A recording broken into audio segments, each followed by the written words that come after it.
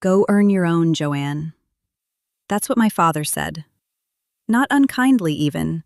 Just tired, like he was stating a fact about the weather. And across the lawyer's table, my mother laughed. A real laugh, delighted. The laugh of a woman who had waited years to watch this exact moment land. I didn't cry. I didn't argue. I just looked down at the single $1 bill they'd slid across the table to me. And I picked it up, and I said, "Thank you."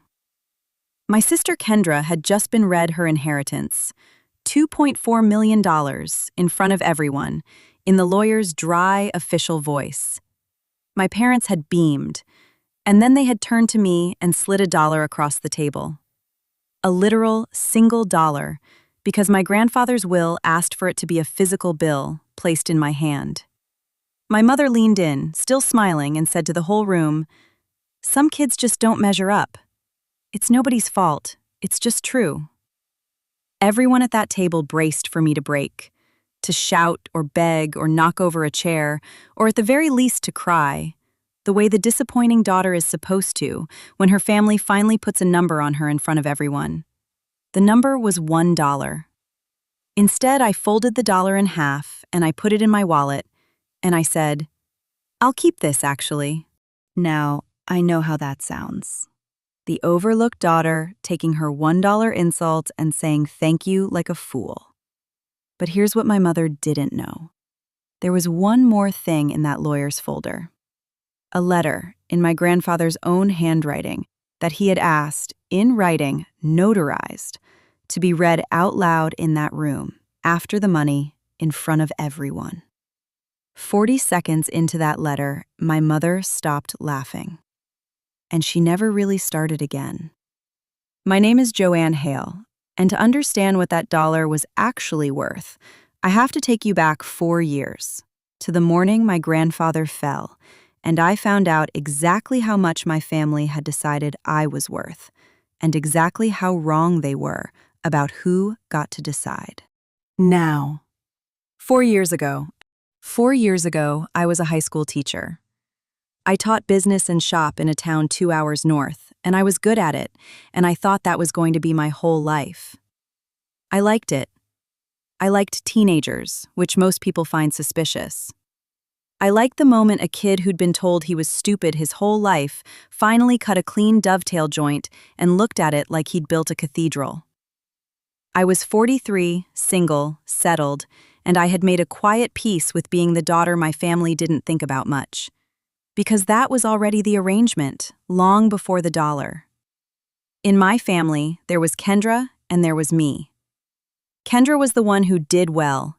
She'd married a man with a boat, she posted the right vacations, she had the kind of success you could describe in one sentence at a dinner party. And I was the one they didn't quite know how to explain. "Joanne teaches," my mother would say, and then change the subject, the way you change the subject off a diagnosis. I understand why my mother was the way she was. It doesn't make what she did any less cruel. Marion Hale grew up with nothing, the kind of nothing that gets into your bones, and she spent her whole life terrified there wouldn't be enough. Not enough money, not enough status, not enough to go around. And when you're that scared of not enough, you start ranking your own children. Ranking feels like control. Kendra was the daughter she could hold up as proof she'd done well.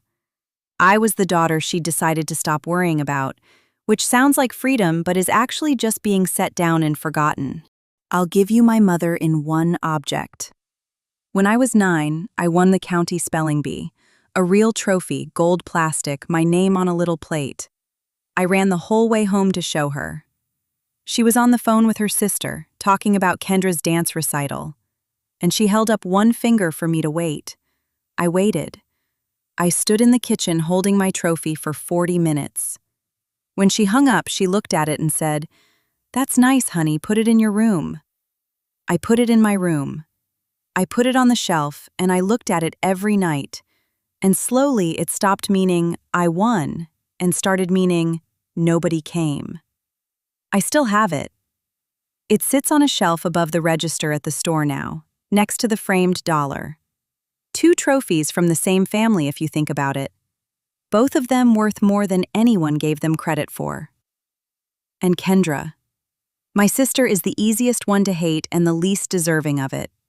She didn't do anything to me. Kendra was just handed a role at birth, the one who counts, and she took it, the way you'd take it, the way anyone would. She's not cruel. She's not even really the villain of the will reading. She was told her whole life that she was the prize, so she never developed the one thing you only develop when you're overlooked, the ability to see other overlooked people. She didn't see me because she never had to. That's not evil. It's just a kind of blindness you get from standing too long in the good light. And then, 4 years ago, my grandfather fell. His name was Raymond Hale, but I called him Pop, and everyone in the town of Millbrook called him Pop too, because he'd stood behind the counter of Hale Hardware for 51 years and sold them nails and advice and the occasional quiet loan they didn't have to pay back on any particular schedule. Pop was my father's father, and Pop and my father had a relationship best described as a locked door with a light on behind it. You knew someone was in there, but nobody was opening up. My father had spent his whole life wanting Pop to be impressed by him, and Pop had spent his whole life being quietly, stubbornly unimpressed, and both of them had decided long ago it was easier to just not talk about it. So my father moved away, did well enough, and visited twice a year. Kendra visited when she wanted money, and I visited because I liked the store. I always liked the store. When I was a kid, Pop would put me on a stool behind the counter and let me count out change, and he'd say, "You've got a feel for it, Joe. Not everybody does." Nobody else in my family ever told me I had a feel for anything. So the store was mine, in the way the one warm room in a cold house is yours. When Pop fell, it was a Tuesday, mid-morning. A stroke, in the back room, alone. A customer named Ellie heard the crash of him going into the shelving and called for help, and by the time the ambulance came, the whole town knew, because that's how a town like Millbrook works. The hardware store going down is news. He was 80, and the doctors said he'd recover most of it, but he couldn't run the store anymore, and there was a question hanging in the hospital room that nobody wanted to answer, which was, what happens to Hale Hardware? My father looked at the problem the way he looked at every problem, as an inconvenience to be liquidated. "We'll sell it," he said in the hospital hallway, before Pop was even out of the ICU. "Or close it. Dying business anyway. Nobody wants a hardware store." My father kept talking. Realtors, liquidation. It's kinder to just let it go. Standing in a hospital hallway 40 feet from where his own father lay hooked to monitors, already dividing the man up. And I stood there and felt something I hadn't felt in years. Certainty. Clean, total certainty. Because I knew that store. I'd known it since I was a kid counting change on a stool, since Pop told me I had a feel for it. I knew it wasn't dying. What looked to my father like a dead business was a tired old man, and a growing town, and a foundation nobody in my family had bothered to inspect. And I heard myself say it. "I'll run it." The hallway went quiet. My father looked at me the way you'd look at a chair that had spoken. "You'll what?" "I'll run the store. I'll take a leave from teaching. I'll keep it open." What I didn't say was the rest of it. Because someone in this family should want to, and none of you do, and I do. He told me I was throwing my life away. Maybe I was. It was the best throw I ever made. Everyone in my family later called that decision proof of exactly how little sense I had. I quit my teaching job. I was 43, and I gave up a pension and a career I was good at, and I moved to Millbrook, into the apartment above Hale Hardware, to run a hardware store my whole family thought was a joke. My mother told her friends I was taking some time. My sister asked me, not unkindly, whether I'd thought about the optics. My father said one sentence to me about it, which was, "Don't come crying to me when it fails." Here's what none of them understood, because none of them ever set foot in that store. It was not a dying business. It was a tired one, run by a tired old man, which is a different thing. The town was growing, and a hardware store in a growing town, run by someone with, as it turns out, a feel for it. That's not a joke. That's a foundation. I opened that store at 6 every morning for 4 years. 6 a.m., in the dark, in the winter, with a thermos of coffee and a to-do list longer than the day. I learned the inventory down to the last washer. I learned the suppliers, and which ones would work with you and which ones would squeeze you, and how to tell the difference before it cost you. I learned the regulars, old Mr. Petrakis who came in every Saturday to buy one thing and talk for an hour, the young couples fixing up the houses that were selling cheap because they didn't know the highway was coming, the contractors who'd test whether the new owner knew anything before they'd trust her with a real order. I learned the slow art of a business that runs on trust, the only thing a hardware store actually sells. The nails are just the excuse. The first winter nearly ended it. A supplier I'd inherited from Pop cut my credit line in January, figured a school teacher couldn't make good on it. For 3 weeks, I paid for stock out of my own savings, the account I'd built over 20 years of teaching, and watched it drop toward a number that scared me. There was a Tuesday I stood in the back room with a stack of invoices and did the math, and realized I was one bad month from losing it. I opened at 6 the next morning anyway. I made every delivery. I didn't tell Pop because Pop was upstairs recovering, and worry is a thing you protect people from. And by March, the supplier wanted my business back because the store hadn't missed a beat. I told them the terms had changed. They were mine now, and they'd pay for the privilege. If you've ever been handed the small share while someone else got the big one, and been expected to smile about it, hit like and subscribe, and tell me in the comments where you're watching from tonight. There's a new confession here every day, and I like knowing who's out there. I'll give you the morning it turned. A contractor named Boyd came in, biggest builder in 3 towns, the kind of account that could make a whole quarter or break it. He slid a materials list across the counter and stood there with his arms crossed, watching me, waiting for the teacher lady to fumble it so he could take his business back to the chain store in Corley. I read the list, and I saw the problem. He'd sized the floor joists wrong for that span. Undersized, the kind of mistake that shows up 2 years later when a floor starts to bounce. I could have just filled the order. Easier. He'd have found out the hard way, and it wouldn't have been my name on it. Instead, I got the code book down and showed him. Told him what he actually needed, which was more expensive, and told him why. He looked at the book. He looked at me. Then he tore up his own list, said, "Order me whatever you just said." And he has bought every stick of lumber from me since. That's the day the town decided I was real. Not a speech, a joist. And I turned it around. Not with some brilliant scheme. With 6 a.m. every morning for 4 years.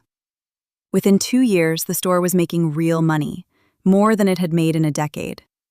Within 3, I opened a second store in Corley, where the subdivisions were going in, and hired a kid named Denny who reminded me of the students I used to teach. Smart, written off, no idea yet what he was good at. I taught him the inventory the way Pop taught me. He runs that store now. I made a payroll. I built something. And I never told my family a word of it. Not as some long game, saving it for a reveal. There was just nowhere to put it. Every time I saw my mother, she opened with the same line. "How's the little store, Joanne? Getting that out of your system?" There was no door in that sentence, so I stopped knocking.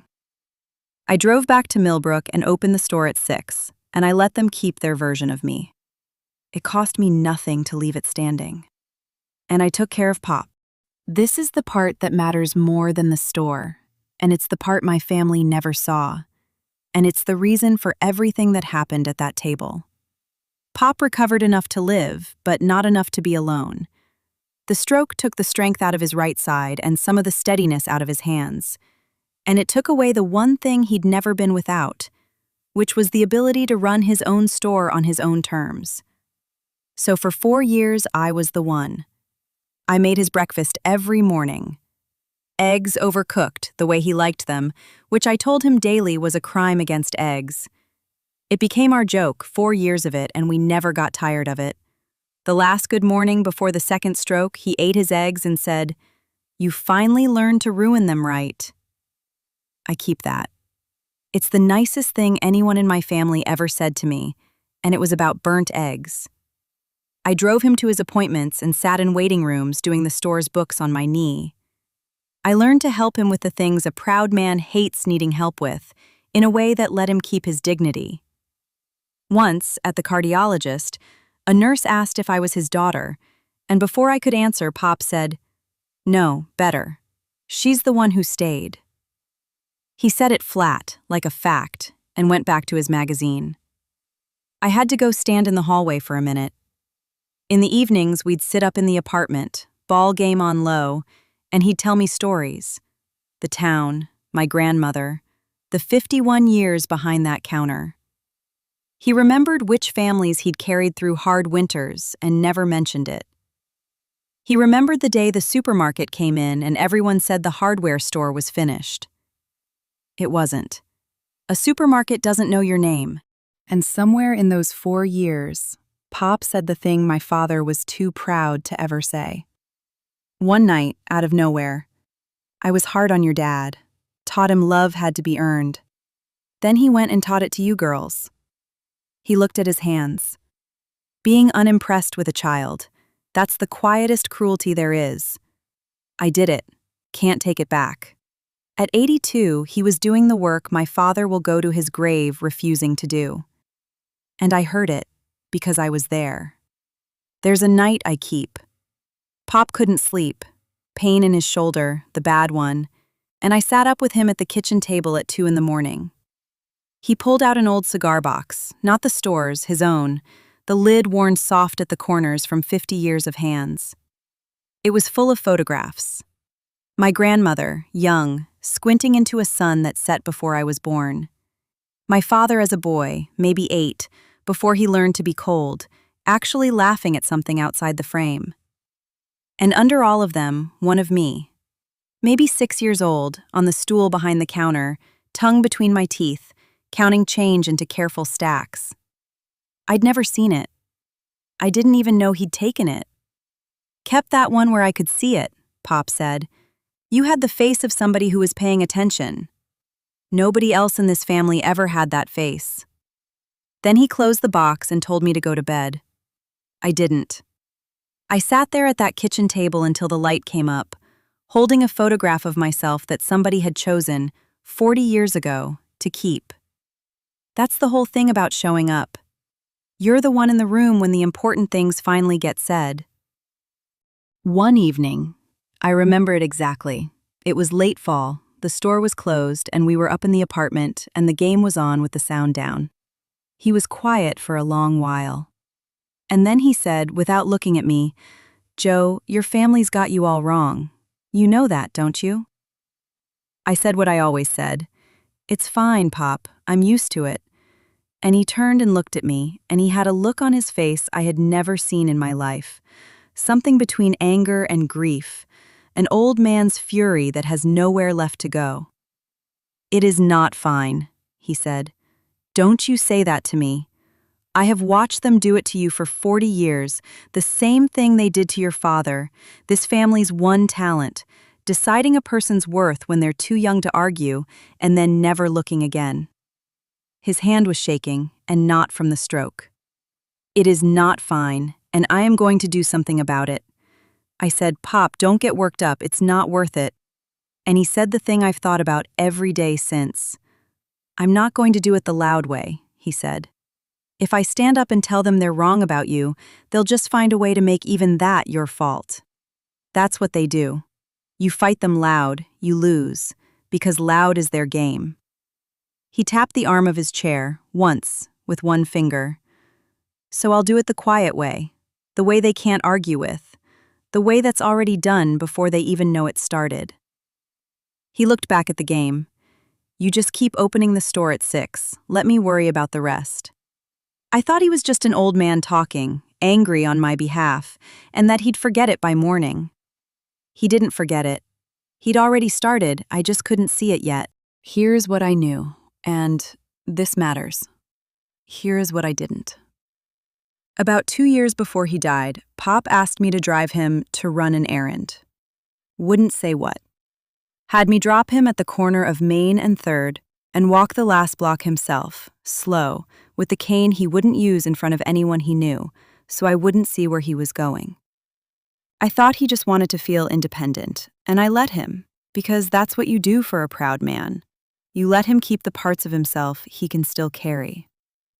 I found out much later he'd walk that block to Howard Lynn's office, the careful old lawyer who'd handled Hale family business for 40 years. He made 3 trips like that over 2 months. 3 errands. I drove him to all of them and never once asked what he was building. A few weeks later, Pop sat me down at Howard's office and had me sign a buy-sell agreement. I understood the shape of it. I was buying the store from him, over time, out of its own earnings. I'd run it, and slowly it would become mine. That much I agreed to with my eyes open. What I didn't know was how much Pop had already done underneath it, because a proud man who spent 51 years reading people doesn't leave a thing half-finished, and he was not about to let me carry a debt to a dead man. "Don't you worry about the details," he told me that day. "You just keep opening it at 6. So I did. I ran the store, and I let the details be his, because that was the shape of us. He handled what he handled, and I opened at 6. So when my grandfather died, I knew the store was becoming mine, in some slow and partial way. What I didn't know was how completely he'd already made it so, or that he'd arranged for the whole thing to be read out loud, in a room full of the people who'd priced me at nothing. The morning of the funeral, before any of it, I opened the store. 6 a.m., like always. Kendra called me while I was unlocking the door and asked what on earth I was doing. You don't open a hardware store the day you bury your grandfather. But Pop would have thought it was strange to close it. He'd kept it open the day my grandmother died. He kept it open through his own stroke recovery, running it from a chair. A town's hardware store staying open is a promise, and I wasn't going to be the one who broke it. So I turned on the lights and started the coffee. And at 6:20, a man came in needing a furnace filter. In the cold snap, said he was sorry for my loss, found his filter, and I rang him up. Life-sized. That's what Pop built, and what he handed me. Then I locked up, changed into black, and went to bury him. 6 weeks later, Howard's office called us all in to settle the estate, to read the will, sign the distribution papers, and make it official. My parents came, and Kendra and her husband, and a few relatives Pop had been fond of. 11 of us around a long table. My mother was in a good mood. I could feel the anticipation coming off her. She'd waited a long time for the day the family's accounts would be settled on paper, with a lawyer to make it real. She believed this was the day I'd finally, formally, be ranked. She was right that it was that day. She was just wrong about the ranking. Howard worked through it in his dry, careful voice, while my mother sat forward like a woman at a horse race whose horse is winning. The house to my parents. And then the money, because Pop, frugal for 82 years, had more than anyone outside that office knew. $2,400,000 in savings and bonds, and a piece of a business he'd sold in the 70s. The larger share to Kendra, to continue building on her success. Howard read the figure out loud, and my mother reached over and squeezed Kendra's hand hard enough to leave a mark. And I sat there waiting for my name, already knowing it would be small, because Howard had warned me. I didn't know how small. Kendra's husband checked his watch. The radiator ticked. My mother leaned forward, because she'd waited a long time for this part. And then, "To my granddaughter Joanne," Howard read, and he paused just slightly, "I leave $1. The room went quiet for a half-second, and then my mother laughed. Not a cruel cackle, worse than that.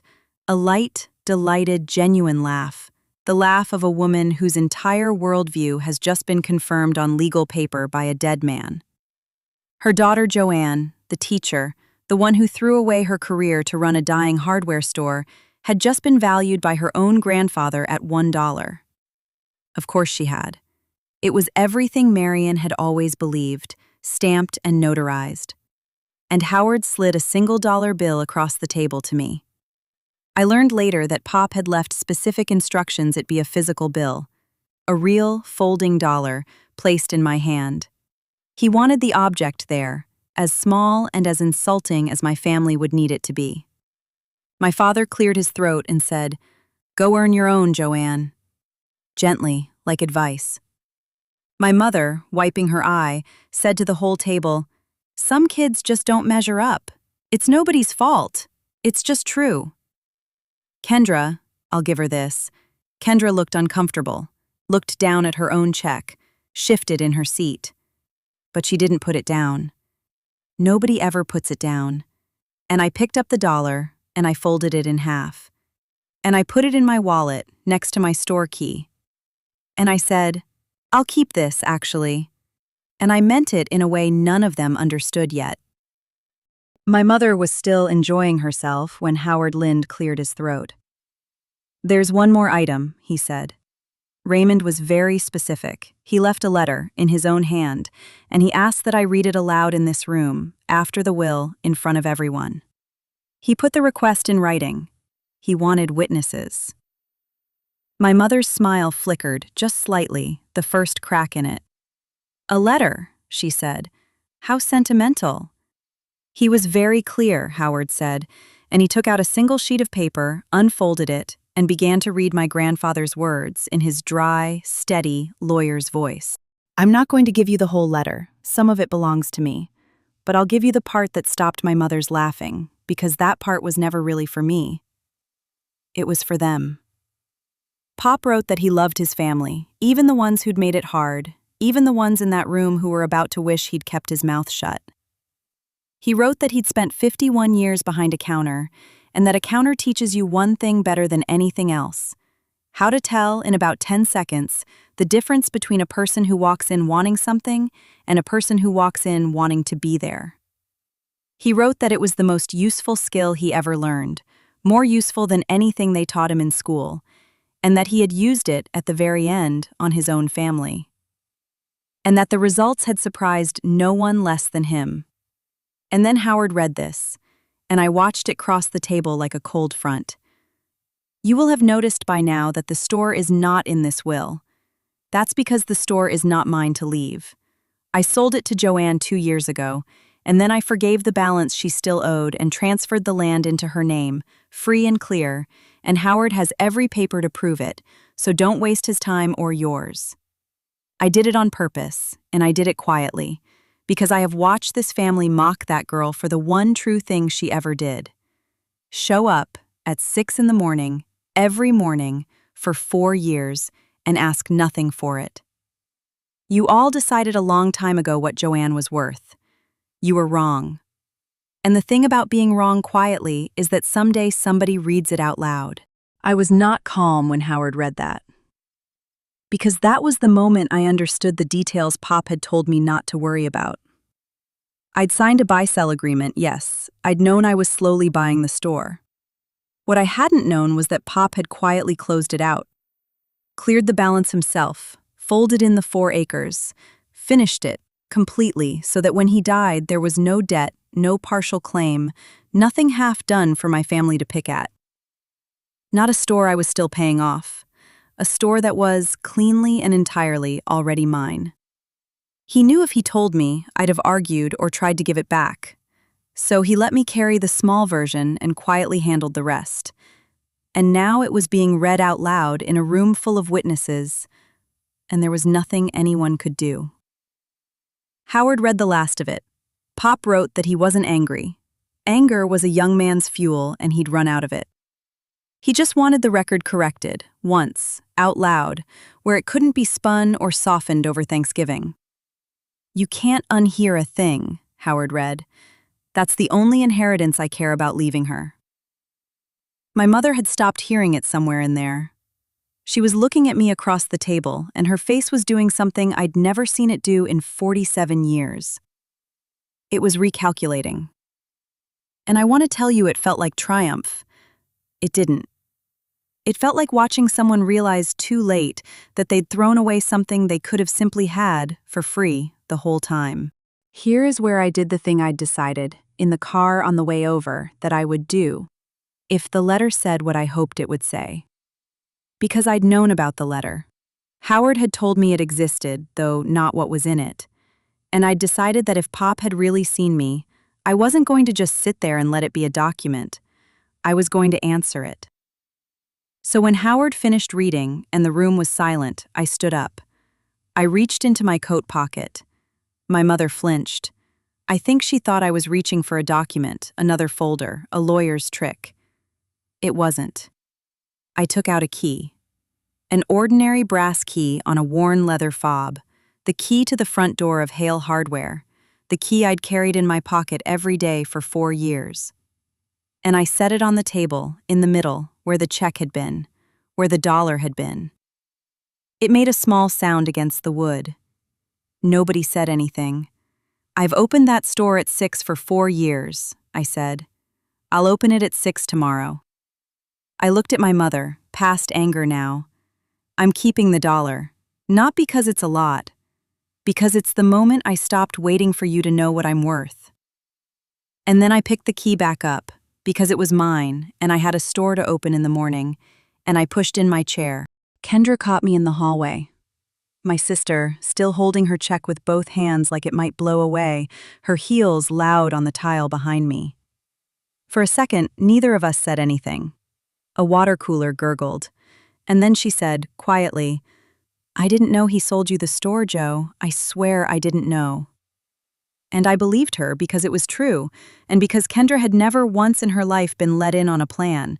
She'd only ever been handed prizes. And I looked at her, my sister who'd been given the good light her whole life and never learned to see anyone standing outside it. And I felt something I didn't expect. Not anger, something closer to pity. "I know you didn't," I said. "Nobody ever expected you to ask." And I left her there holding her check, trying to work out whether that was an insult or not. I wasn't sure myself. I drove the 2 hours back to Millbrook. The next morning at 6, I unlocked the store. There was frost on the glass, and my breath showed in the cold. The bell over the door did its small sound, the sound it's made for 40 years. I turned on the lights. I started the coffee. And old Mr. Petrakis was already waiting on the bench outside for something he didn't really need. A single wood screw, it turned out. The way he'd waited on that bench for Pop for 30 years. I let him in. I found him his screw. I've unlocked that door at 6 every morning since. That's the whole revenge, if you want to call it that. No scene, no screaming. A woman with a key opening a store in a town that was about to get a highway. The aftermath. 3 things: the practical, the painful, and the one that healed. The practical. There was nothing to fight. My father's lawyer confirmed it within the week. The sale was 2 years old, properly appraised, medically certified, done. The store and the land had never been part of the estate at all. Kendra got $2.4 million. I got $1 and 4 years of mornings with a man who actually looked at me. People hear that and assume I'm being brave about the money. I'm not. I know exactly what each of us got, and I know which one I'd never trade. My parents spent that whole meeting celebrating the money they could see, and never once asked why a shrewd old man would leave his shrewd granddaughter a single dollar. Pop played them the way they'd always played me, and they never saw it, because you don't watch the moves of someone you've decided is beneath you. The painful. It's my father, and it's the part I still turn over at 6 in the morning sometimes, before the store opens.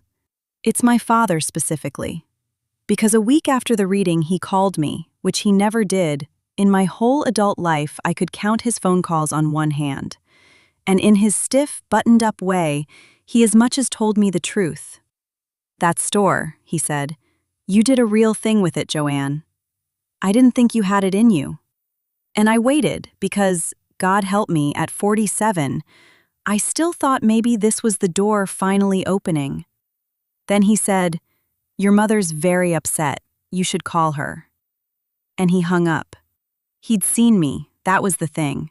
Not invisible, seen.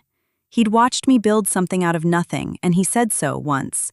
And then he told me to go comfort the people who'd handed me $1. He chose the story he'd written when I was 9 because rewriting it would have cost him an apology 38 years overdue, and he wasn't willing to spend it, not even with the proof in front of him. I think, in the end, they would rather have been right about my smallness than have been rich. My smallness held something up in them. Take it away, let me be worth more than $1, and the whole structure came down. So they kept me small, for free, for 38 years. Because it was cheaper than rebuilding. It is one thing to be invisible to the people who raised you. It is another thing to be seen clearly and passed over anyway. That one you just learned to carry. And the thing that healed. It's the $1. I had it framed. The actual bill, the one they slid across the table, in a small, plain black frame from my own store. I hung it behind the counter at Hale Hardware, right where I stand when I ring people up. Right where I can see it when I unlock the door at 6. A kid asked about it last week. 8, maybe 9, waiting while his dad bought paint. "Why's that in a frame?" he said. "It's just $1." I crouched down and told him it was the most valuable thing I owned. He looked at me like I was obviously lying. Then his dad called him and he ran off, but he kept looking back at it. Kids know when a thing has a story on it. The trophy's up there too now. The spelling bee one, from when I was 9. It took me 40 years to hang it, but it's there, right next to the $1, above the register where I see them both every morning. 2 things my family handed me and never once looked at. I look at them for all of us. So the $1 isn't the insult anymore. Now it's the receipt. Proof of the morning I stopped letting people who wouldn't look at me tell me what they saw. The people who put a number on you are almost never the ones qualified to do it. That's not a measure of your value, it's a measure of their attention. Don't ever confuse the two. Keep your $1. Open your store at 6. There's a new confession here every day, and I'll see you in the next one.